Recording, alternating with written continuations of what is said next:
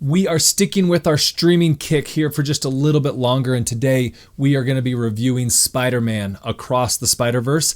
This is a follow-up to Spider-Man Into the Spider-Verse, and if you saw that one, you already have probably some expectations coming into this film, and they're actually probably pretty high, because that one was a very well-done film. You can really only find this one available on Disney+.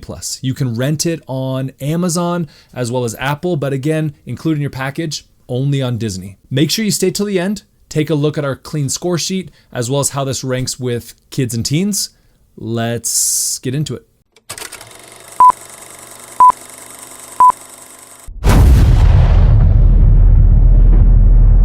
Now, because this is a cartoon, don't go into this thinking that this is a child's movie. This is a teen/adult movie, and it's just been drawn instead of acted out. So as we've said already, this is a follow-up to Spider-Man Into the Spider-Verse. This is a continuation of the story of Miles Morales, and kind of as he's become or becoming still Spider-Man, what is his family dynamic like? What is his life like? What is everything after the event and after he's kind of had his first installment like? And there's a lot of family dynamics as well as personal dynamics that come into play in this film.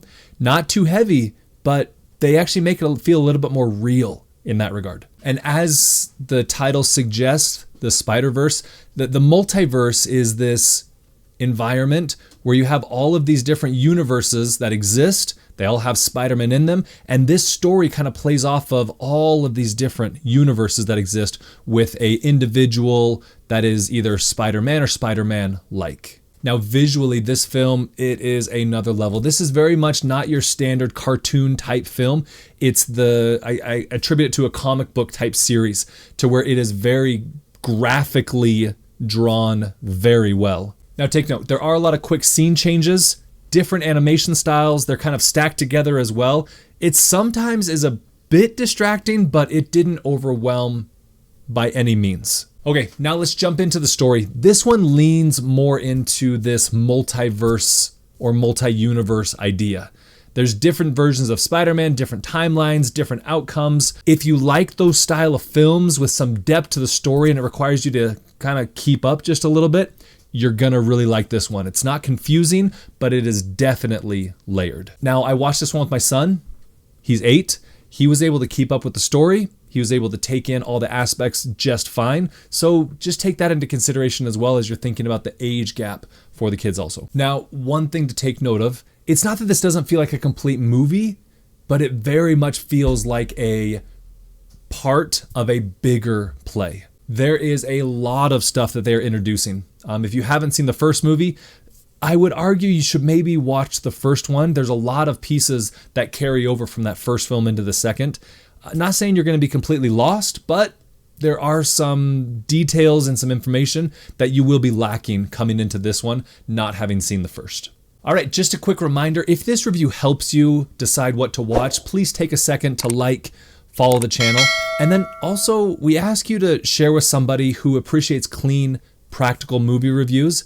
That really helps us find more families that feel good about the things that they are watching. Okay, so let's dive into this movie itself. The voice acting, this is strong across the board. You've got big names like Jake Johnson, Haley Steinfeld, Oscar Isaac, Andy Samberg, big names that are in this film, and they do a very good job.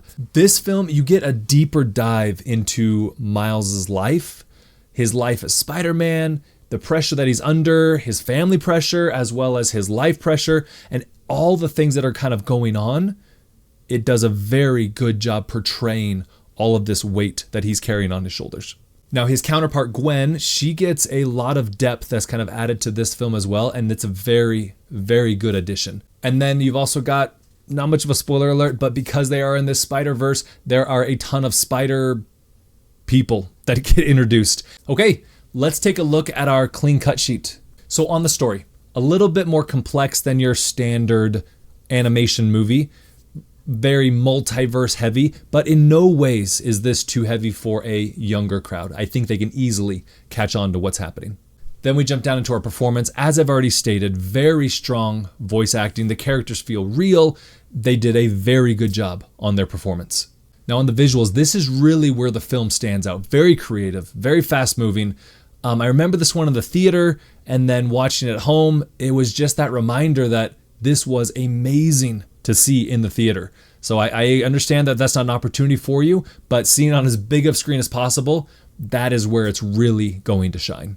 And then you jump down into your experience. Now this one, so entertaining. All the pieces, they come together very well. And that's why you can see all of our 4 right here. Very high marks. This was a very well done, well acted, well written, a very well done film. And that's where we're giving it those high marks on the side. Okay, then we jump down here into the bottom into our clean score. So the language, yes, this is a cartoon, but I don't want you to go into it thinking that it's cartoon. It's very much that teen/adult type graphic novel. I want you to think of it like that. So there is a little bit of language that comes along with this one. Nothing over the top. It is still very much carries that PG rating that it currently is. There are a couple A word, maybe the H word that kind of comes in there. But other than that, it's very minimal. Then we jump down to our intensity. Now intensity, we did bump that up to 2. There's a lot of action in this one, a lot of fighting. There's no blood, there's no guts, but there is a lot of those action aspects that come along with this film. Okay, then we get down into the romance. Man, this was minimal to 0. I mean, I think there was maybe a kiss in the film. Very minimal, so that's why I got that 0. And then your cringe, as you can remember, on the cringe side, we kind of take a couple of the pieces up above and we use those as kind of adding them down into that cringe. This one had 0. It was a very fun, entertaining, great movie for the family to watch, and that's why you can see down there on the bottom, we're giving it that green light for all ages. And so really, if you liked the first one, you're going to really enjoy this second installment. But just take note, one more spoiler, the film does end in a cliffhanger. And as of right now, the follow-up for this film is not slated until 2027. And again, it came out in 2023. I mean, it is a while that we've been waiting for the next installment for that cliffhanger to kind of close out. All right, so that is Spider-Man Across the Spider-Verse. Visually extremely impressive, amazing story.